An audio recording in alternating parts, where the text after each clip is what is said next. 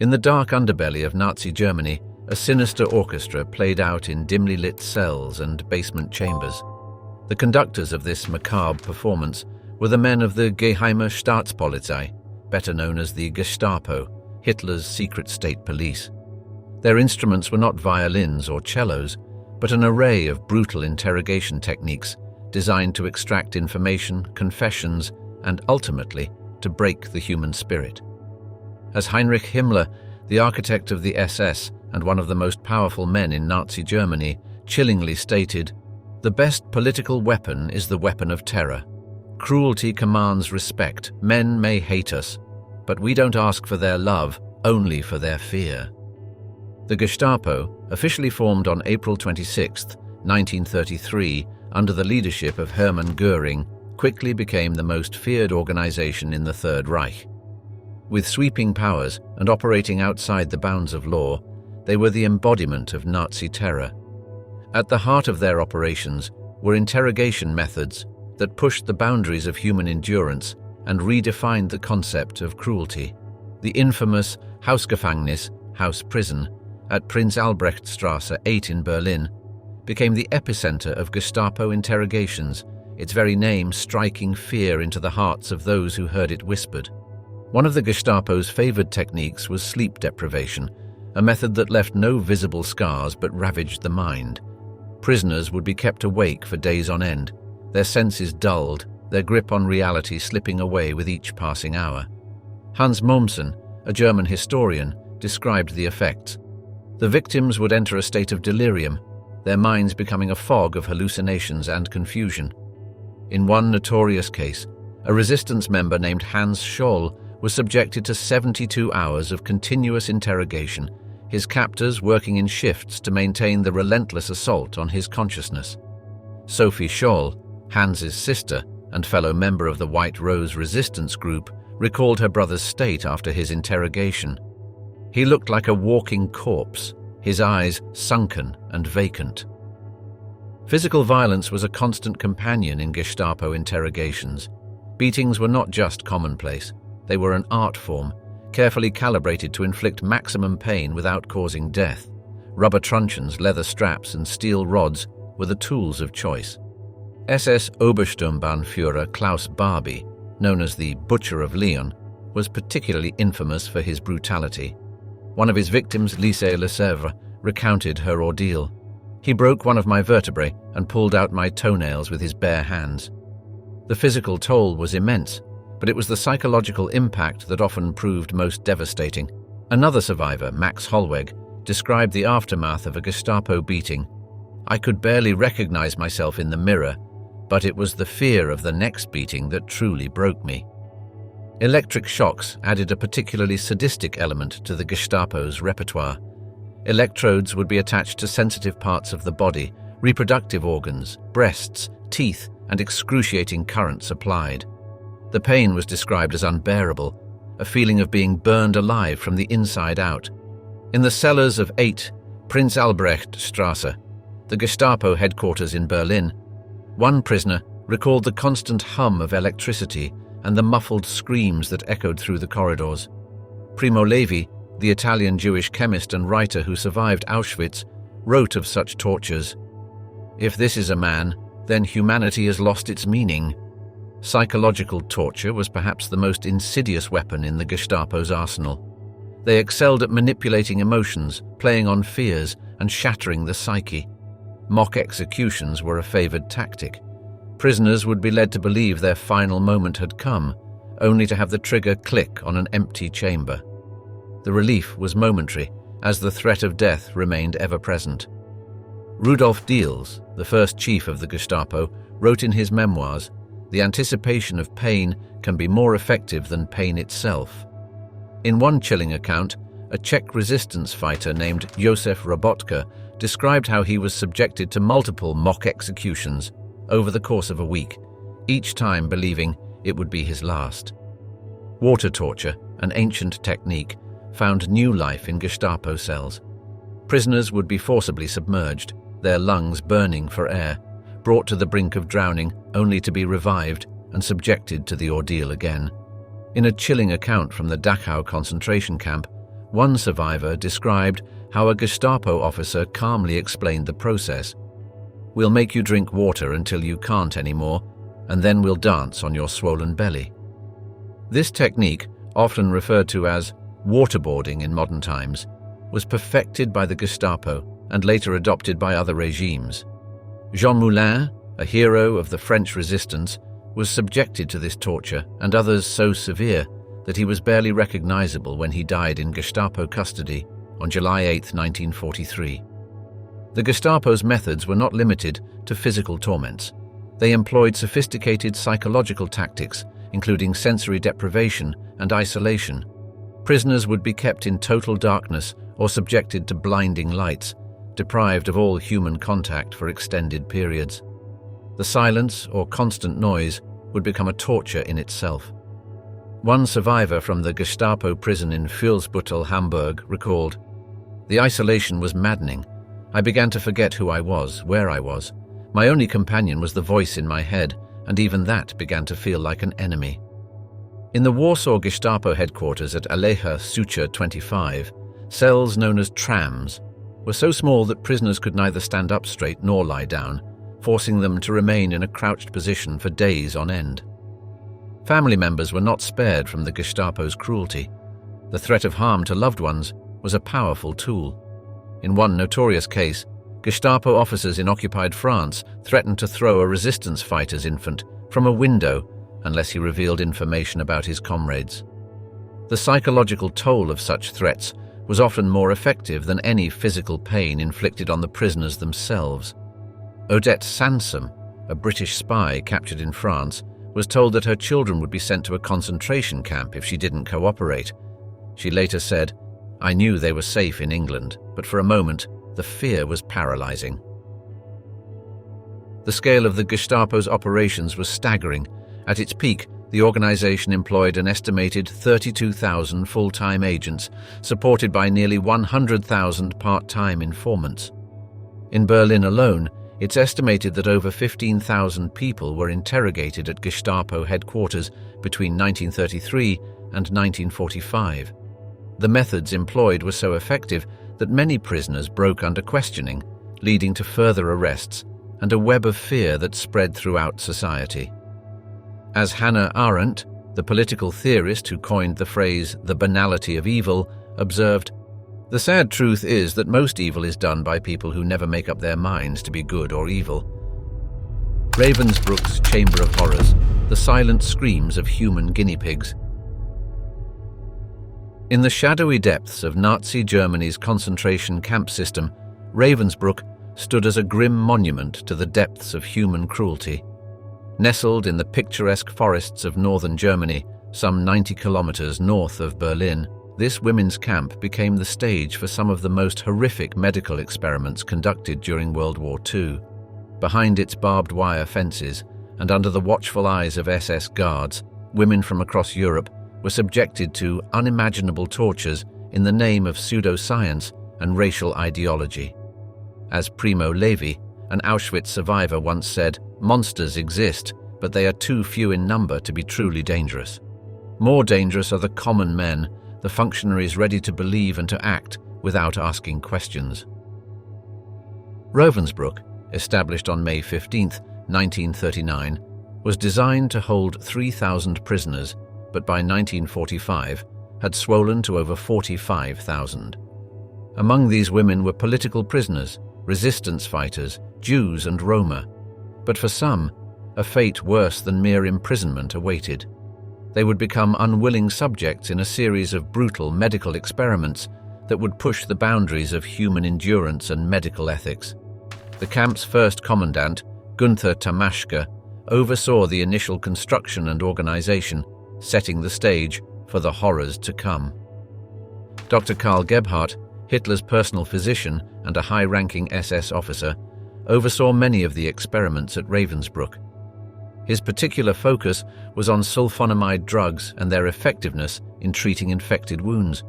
To test this, Gebhardt and his team deliberately inflicted deep, infected wounds on prisoners, often introducing wood shavings, rusty nails, and glass fragments to simulate battlefield injuries. The wounds were then treated with various sulfonamide drugs, while a control group was left untreated. The agony of the victims was immeasurable, their bodies becoming breeding grounds for deadly infections, as the doctors coldly recorded their observations. These experiments began in August 1942, following the assassination attempt on Reinhard Heydrich, as Gebhardt sought to prove that sulfonamide drugs could have saved Heydrich's life. One survivor, Wanda Poltawska, a Polish resistance fighter, recounted her experience. "They cut into my leg, down to the bone. The pain was indescribable. But worse than the pain was the helplessness, the knowledge that we were nothing more than laboratory animals to them." Poltawska was one of the 74 young Polish women known as the Ravensbrück rabbits, so called because of the way they hopped around after their surgeries. Another survivor, Christina Chis-Wilgat, recalled, "I was operated on 6 times. They cut into the same place again and again. Each time, they would remove a piece of bone, muscle, or nerve, and then infect the wound." But the horrors didn't end with wound experiments. Ravensbrück became notorious for its bone, muscle, and nerve regeneration experiments. Dr. Herta Oberheiser, one of the few female doctors involved in Nazi human experimentation, played a significant role in these cruel procedures. Healthy bones were removed from prisoners without anesthesia, replaced with artificially infected ones, or simply left as gaping wounds. Muscles and nerves were excised, leaving women crippled and in constant pain. Oberheiser was known for her particular cruelty, often injecting children with lethal doses of drugs to observe their deaths. She would later claim, "I did not think that I, as a woman, was doing anything wrong." Maria Bielica, another Polish survivor, described the aftermath. "We were no longer women. We were broken dolls, our bodies mutilated beyond recognition. Every movement was agony, every day a struggle to survive." The psychological trauma was as deep as the physical scars. Many women, unable to bear the pain and humiliation, took their own lives or begged for death. Helena Hegier, another rabbit, recalled, "We were not allowed to talk about the operations. If we did, we were punished severely. The secrecy only added to our terror." Perhaps the most chilling experiments conducted at Ravensbrück were those aimed at mass sterilization. In their quest for racial purity, the Nazis sought efficient methods to sterilize undesirable populations. Dr. Karl Klauberg, infamous for his work at Auschwitz, also conducted experiments at Ravensbrück. He injected caustic substances into women's uteruses without anesthesia, causing excruciating pain and often leading to severe infections, peritonitis, and death. These experiments began in 1942 and continued until the camp's liberation in 1945. Klauberg boasted that he could sterilize 1,000 women in a day using his methods. One unnamed survivor testified after the war, "The pain was so intense that I lost consciousness. When I awoke, I knew I would never be able to have children. They had stolen not just my health, but my future." The Nazis' ultimate goal was to develop a method of sterilization that could be performed quickly and unnoticed, potentially even in public spaces like waiting rooms. Dr. Horst Schumann also conducted X-ray sterilization experiments at Ravensbrück, exposing women's ovaries to high doses of radiation, causing severe burns and internal injuries. The full extent of the experiments at Ravensbrück may never be known. Many records were destroyed as the war neared its end, and many victims did not survive to tell their stories. However, estimates suggest that at least 300 women were subjected to the sulfonamide experiments alone, with many more falling victim to other cruel procedures. The camp's own records, incomplete as they are, indicate that over 130,000 women from over 40 countries passed through Ravensbrück between 1939 and 1945, with an estimated 30,000 to 50,000 perishing within its walls. Stanisława Leszczyńska, a Polish midwife imprisoned at Auschwitz, wrote, "The greatest crime in Auschwitz was to be pregnant, a sentiment that echoed through Ravensbrück as well." As news of the atrocities at Ravensbrück began to emerge after the war, the world recoiled in horror. The Nuremberg trials brought some of the perpetrators to justice, including Herta Oberheiser, who was sentenced to 20 years in prison, though she served only 5. Karl Gebhardt was executed for his crimes on June 2, 1948. However, many of the doctors involved in these experiments escaped punishment, some even continuing their medical careers after the war. Dr. Hans Heffelmann, who assisted in the sulfonamide experiments, went on to become a respected pediatrician in West Germany. In 1959, a memorial site was established at Ravensbrück, ensuring that the sacrifices and suffering of these women would not be forgotten. Each year, on the anniversary of the camp's liberation, April 30th, 1945, survivors and their families gather to remember and to warn future generations of the dangers of unchecked power and dehumanization. The Reich's twisted science, inside the horrific medical experiments of Nazi doctors. In the darkest corners of human history, few atrocities match the sheer depravity of the medical experiments conducted by Nazi doctors during World War II. Among the most notorious of these physicians was Josef Mengele, a man whose name would become synonymous with unethical and inhumane experimentation. Known as the Angel of Death, Mengele's reign of terror at Auschwitz-Birkenau from 1943 to 1945 left an indelible mark on the annals of medical ethics and human rights violations. As Holocaust survivor and Nobel laureate Elie Wiesel once remarked, "For the dead and the living, we must bear witness." The concentration camps of Nazi Germany became grotesque laboratories where prisoners were subjected to horrific experiments under the guise of scientific research. Auschwitz, the largest and most infamous of these camps, saw some of the most egregious violations of human dignity. Here, Mengele and his cohorts carried out a wide array of experiments that pushed the boundaries of human suffering to unimaginable limits. Dr. Miklos Nicely, a Hungarian Jewish prisoner who was forced to work as Mengele's pathologist, provided chilling accounts of the experiments in his memoir, Auschwitz, a doctor's eyewitness account. He wrote, "I have never seen a man die so quickly. Within seconds, the heart stopped beating." One of Mengele's primary obsessions was the study of twins. Out of the approximately 3,000 twins who passed through Auschwitz, only about 200 survived. Mengele's fascination with genetic manipulation led him to conduct gruesome experiments on these siblings.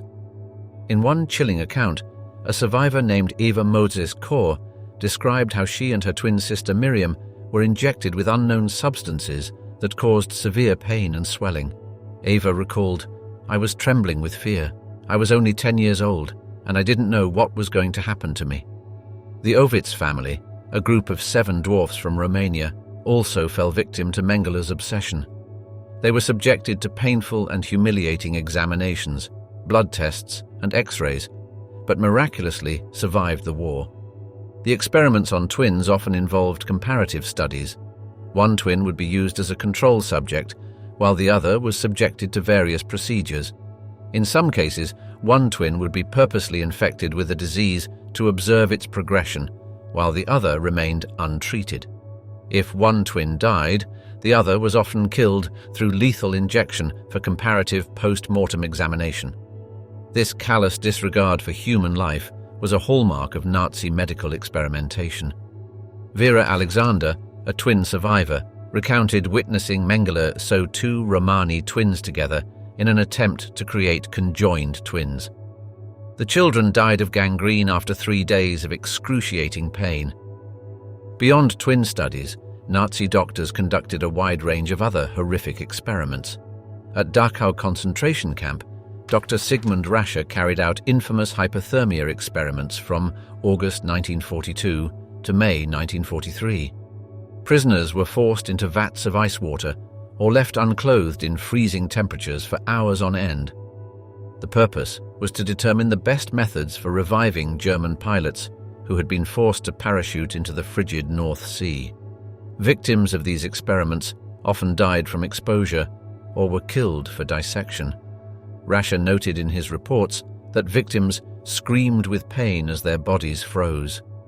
In one particularly cruel instance, Rasche reportedly attempted to rewarm frozen subjects by placing them between 2 unclothed women, documenting the process in detail.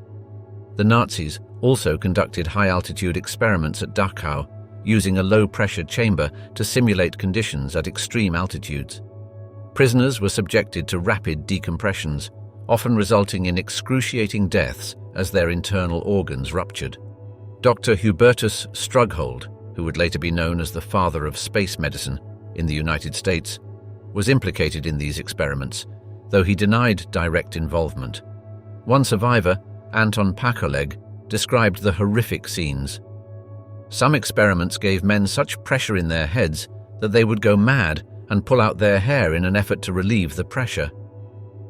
At Buchenwald, Dr. Erwin Ding-Schuler conducted vaccine trials for typhus, yellow fever, and other diseases. Prisoners were deliberately infected with these illnesses and then given experimental vaccines. Many died from the diseases or suffered severe side effects from the untested treatments. In one particularly gruesome series of experiments, Dr. August Hirt at Strasbourg University collected a group of 86 Jewish prisoners for the purpose of creating an anatomical museum of racial types. These individuals were murdered in gas chambers, and their skeletons were prepared for display. The collection was discovered after the war, and the remains were finally given a proper burial in 1951. The scale of these atrocities is difficult to comprehend. It is estimated that over 7,000 prisoners were subjected to these experiments across various camps, with a mortality rate exceeding 70%. The survivors often faced lifelong physical and psychological trauma. Lucia Heilmann, a survivor of Auschwitz, once said, "The experiments never really ended for us. We carry them in our bodies and minds forever." Dr. Leo Alexander, a medical advisor at the Nuremberg trials, aptly summarized the horror. "Science is a beautiful thing if one does not have to earn one's living at it. One can leave it any time if one's moral sense is offended." The revelation of these experiments at the Nuremberg trials in 1945 to 1946 shocked the world and led to the development of the Nuremberg Code, a set of ethical principles for human experimentation. Despite this, many Nazi doctors escaped justice. Mengele himself fled to South America, where he evaded capture until his death in 1979. He lived under various aliases in Argentina, Paraguay, and Brazil, continuing to espouse his racist ideologies until he drowned while swimming off the Brazilian coast. The legacy of these experiments continues to cast a long shadow over medical ethics. While some argue that the data obtained should be used to advance medical knowledge, others contend that using such unethically obtained information would be a further violation of the victim's dignity. This debate underscores the complex moral questions that arise from one of history's darkest chapters. Dr. Robert Pozos, who considered using Nazi hypothermia data in his own research, ultimately decided against it, stating, "I don't want to have to use the Nazi data, but there is no other and will be no other in an ethical world." The silent factories of death, engineering genocide in Nazi gas chambers. In the annals of human history, few chapters are as dark and harrowing as the systematic mass murder carried out in Nazi concentration camps during World War II. At the heart of this industrial-scale genocide were the gas chambers, grim monuments to human cruelty and efficiency in the service of unspeakable evil. As Primo Levi, an Auschwitz survivor, wrote in his memoir, "If this is a man, we are slaves, deprived of every right, exposed to every insult, condemned to certain death. But we still possess one power, and we must defend it with all our strength, for it is the last, the power to refuse our consent." The development of gas chambers as a method of mass execution was a chilling progression that began in the early days of Nazi rule. Initially, the regime experimented with carbon monoxide poisoning in vans, a method used in the T4 killing program targeting disabled individuals. This program, initiated in October 1939, claimed the lives of over 70,000 people deemed unworthy of life by the Nazi regime. The first gassing van was developed in 1940 by Harry Ventrit, an employee of the Reichssicherheitshauptamt, Russia. These vans were first used at Soldau concentration camp in East Prussia and later at Chełmno extermination camp in occupied Poland, where they claimed the lives of approximately 152,000 people between December 1941 and March 1943. Auschwitz-Birkenau, perhaps the most infamous of the Nazi death camps, became the epicenter of this lethal innovation. Established in 1940 in occupied Poland, Auschwitz evolved from a concentration camp into a vast complex dedicated to extermination. The first experimental gassings at Auschwitz took place in September 1941, using Zyklon B, a cyanide-based pesticide. The victims were 600 Soviet prisoners of war and 250 Polish inmates deemed too sick to work. This horrific experiment took place in the basement of Block 11, known as the Death Block, where prisoners were also subjected to other forms of torture and execution. Rudolf Höss, the commandant of Auschwitz from 1940 to 1943, would later testify at his trial. The gassing was carried out in the detention cells of Block 11. Protected by a gas mask, I watched the killing myself. In the crowded cells, death came instantaneously the moment the Zyklon B was thrown in. A short, almost smothered cry, and it was all over.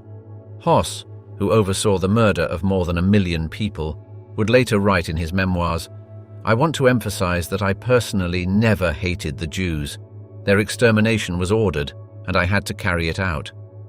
His words exemplify what Hannah Arendt would later term the banality of evil. The success of these initial experiments led to the construction of purpose-built gas chambers. By 1942, 2 farmhouses near Birkenau had been converted into gas chambers, known as the Little Red House and the Little White House, or Bunkers 1 and 2. But the Nazi killing machine demanded more. The first of these, Bunker 1, or the Little Red House, began operations in March 1942. It contained 2 gas chambers that could hold a total of about 800 people.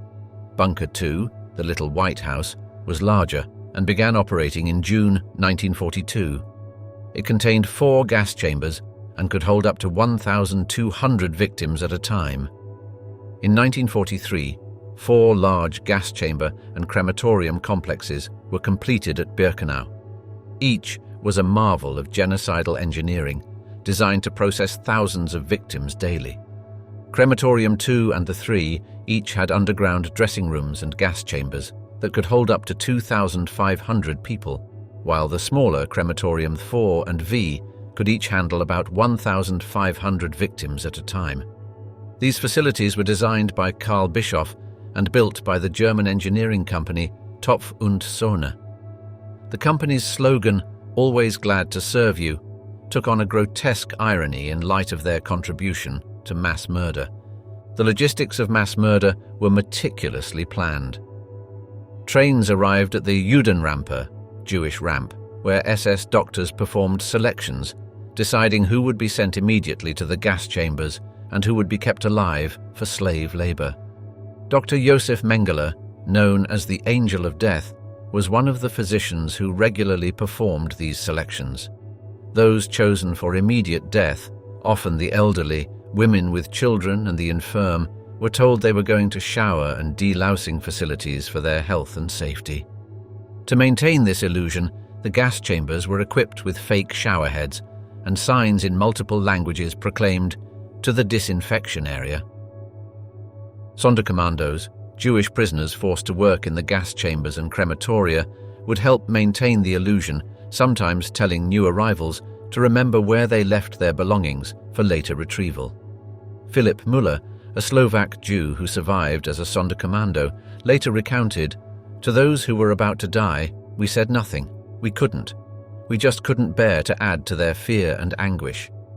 Müller's memoir, Eyewitness Auschwitz, 3 years in the gas chambers, provides one of the most detailed accounts of the inner workings of the death machinery at Auschwitz.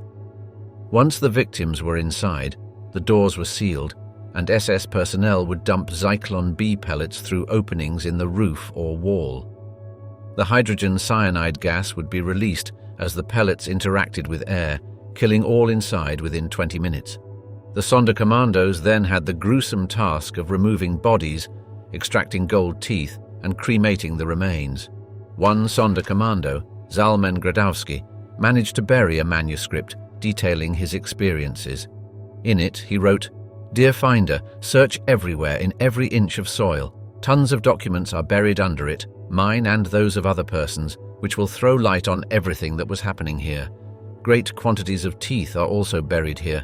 It was we, the Sonderkommando, who deliberately scattered them all over the terrain, as many as we could, so that the world might find material traces of the millions of murdered people." The scale of the killing was unprecedented.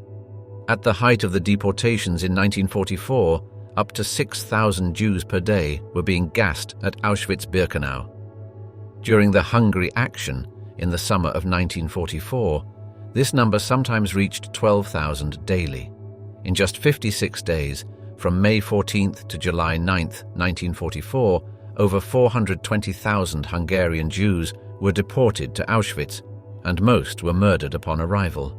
The crematoria worked around the clock, and when they couldn't keep up, bodies were burned in open pits.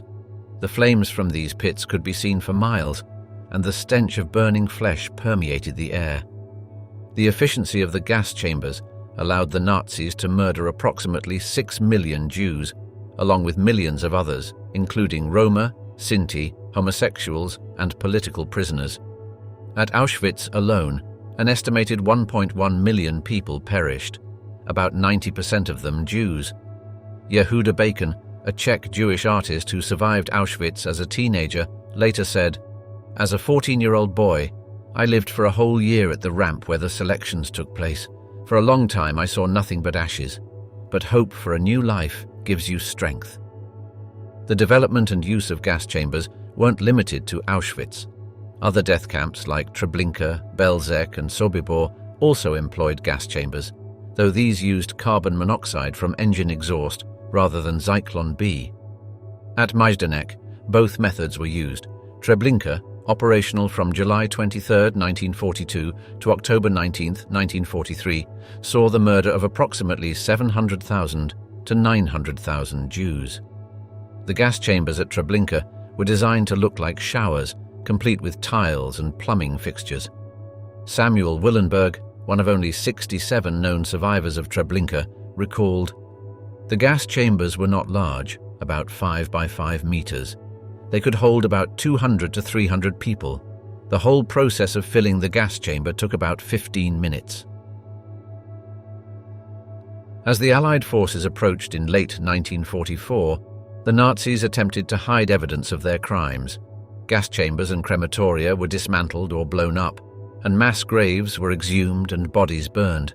However, the sheer scale of the atrocities made complete concealment impossible.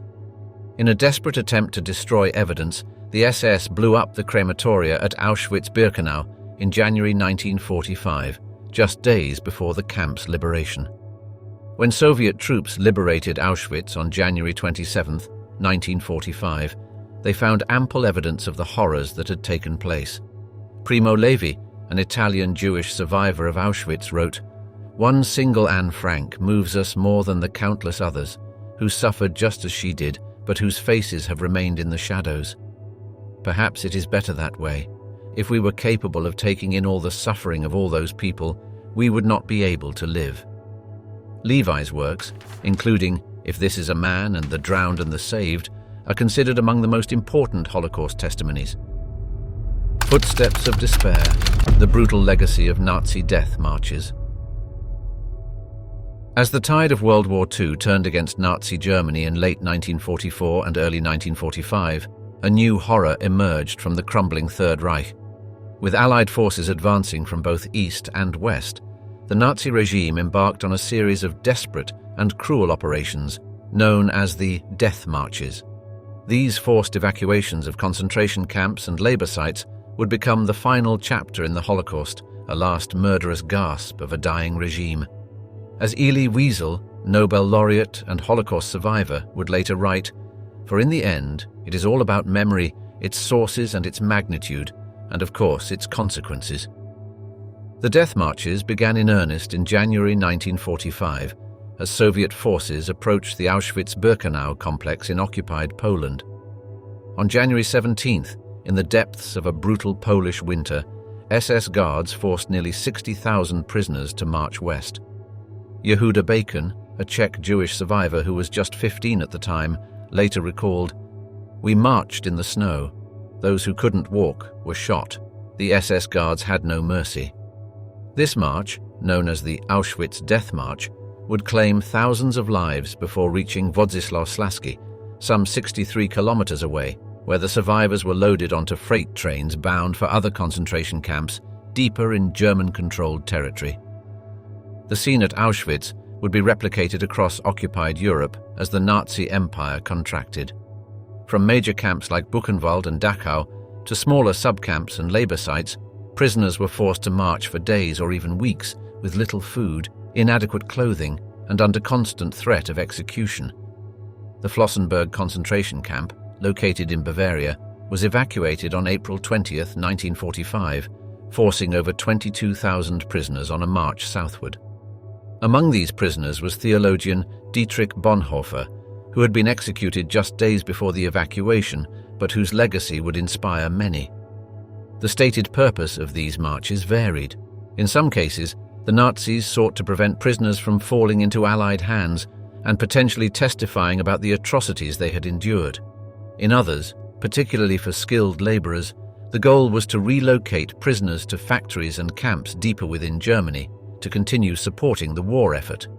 However, for many Nazi officials, the marches served as a final opportunity to implement the final solution and eliminate as many prisoners as possible. SS Obergruppenführer Oswald Pohl, head of the SS Main Economic and Administrative Office, issued an order on January 25, 1945, stating, "The evacuation of Jews to the rear is out of the question. The Jews must be forced to march on foot." Elie Wiesel, who survived the death march from Buna to Buchenwald, described the torturous journey in his memoir, Night. "Pitch darkness. Every few yards SS men, machine guns ready. If someone weakened, a shot finished him off. We were masters of nature, masters of the world. We had transcended everything, death, fatigue, our natural needs. We were stronger than cold and hunger, stronger than the guns and the desire to die." Wiesel's group marched for more than 50 miles in the bitter cold before being transported by open cattle cars to Buchenwald. The conditions during these marches were beyond inhumane. Prisoners, already weakened by years of abuse and malnutrition, were forced to walk up to 20 miles a day in freezing temperatures. Many wore only thin striped uniforms and wooden clogs, wholly inadequate for the harsh winter conditions. Food was scarce to non-existent, and water was often obtained by eating snow. Those who fell behind or tried to escape were summarily shot. Gerda Weissmann-Klein, a survivor of a 350-mile death march from Grünberg in Silesia to Volari in Czechoslovakia, later wrote in her memoir, All But My Life, "The road was littered with corpses. Whoever stopped, whoever could not go on, was shot." One of the most notorious death marches originated from Stutthof concentration camp near Danzig, now Gdansk, Poland. On January 25, 1945, approximately 50,000 prisoners were marched west in several columns. The march split into two routes, one along the Baltic coast, the other southward. Hella Adler, a survivor of this march, recalled, "We walked and walked. The snow was red with blood from our feet." By the time Soviet forces liberated the survivors in March, an estimated 25,000 had died from exhaustion, exposure, or execution. The beaches near Palmnicken became the site of a massacre when around 3,000 prisoners from Stutthof were driven into the Baltic Sea and shot. Another harrowing account comes from the evacuation of Buchenwald in April 1945. As American forces approached, the SS began marching thousands of prisoners toward Dachau. Witness Louis Gros later testified, "Of 5,000 who left, 2,000 were shot or died on the road. I saw SS guards crush the skulls of prisoners who could no longer walk." Among the prisoners on this march was Maurice Halbwachs, the renowned French sociologist, who died en route.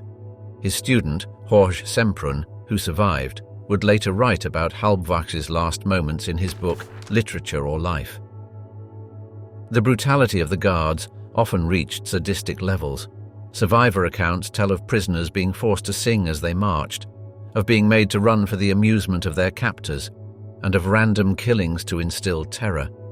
In one particularly cruel incident during the evacuation of Mauthausen, prisoners were forced to march in circles for days, with those collapsing from exhaustion being shot on the spot. Stanislaw Grzesiuk, a Polish survivor, described in his memoir how SS guards would make bets on which exhausted prisoner would fall next, only to shoot them when they did. Not all Germans participated willingly in this final act of barbarity. There are accounts of German civilians at great personal risk, offering food or shelter to marchers. In the town of Gardelegen, however, a horrific massacre took place when local Nazi officials, fearing the approach of American forces, herded over 1,000 prisoners into a barn and set it ablaze, burning them alive. When US troops arrived on April 15, 1945, they found the still smouldering remains and forced local citizens to bury the dead and erect a memorial.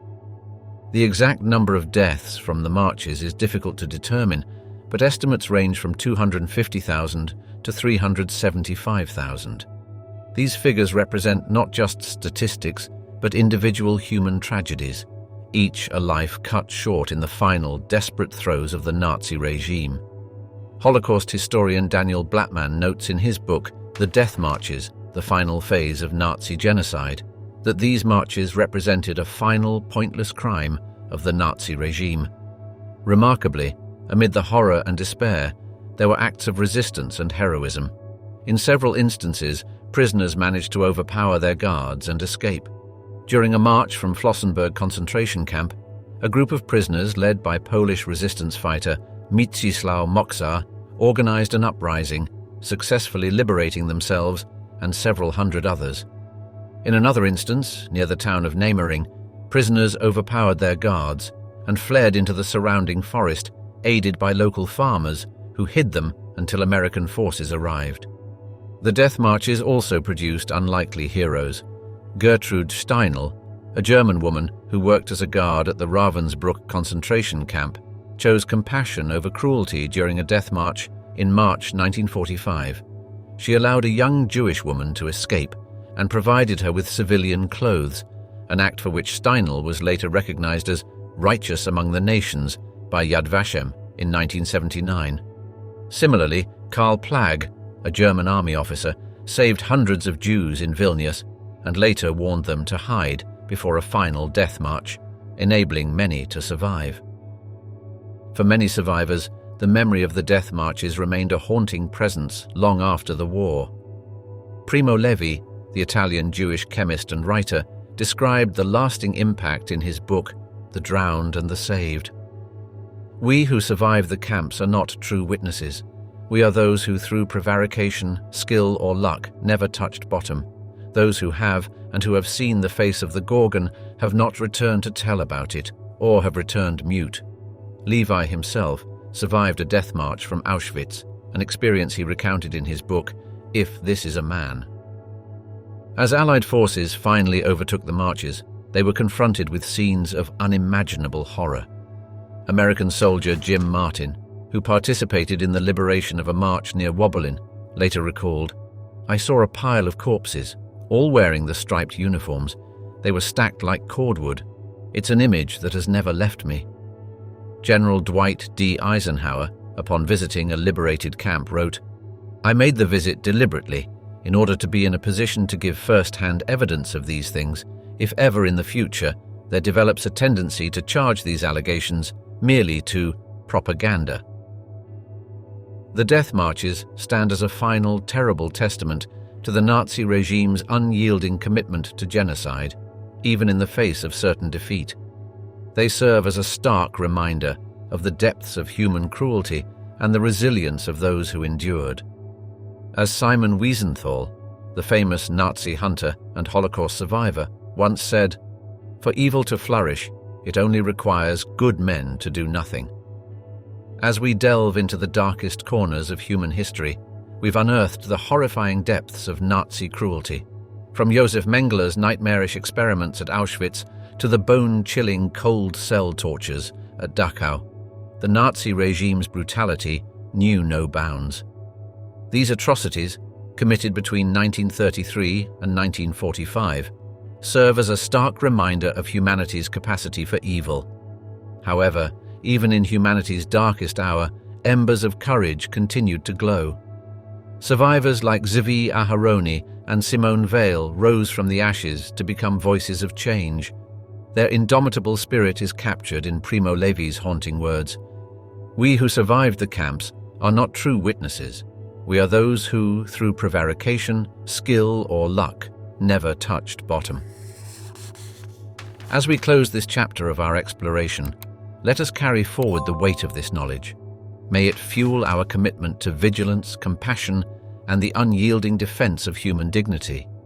Until next time, remember, the past whispers lessons we must never ignore.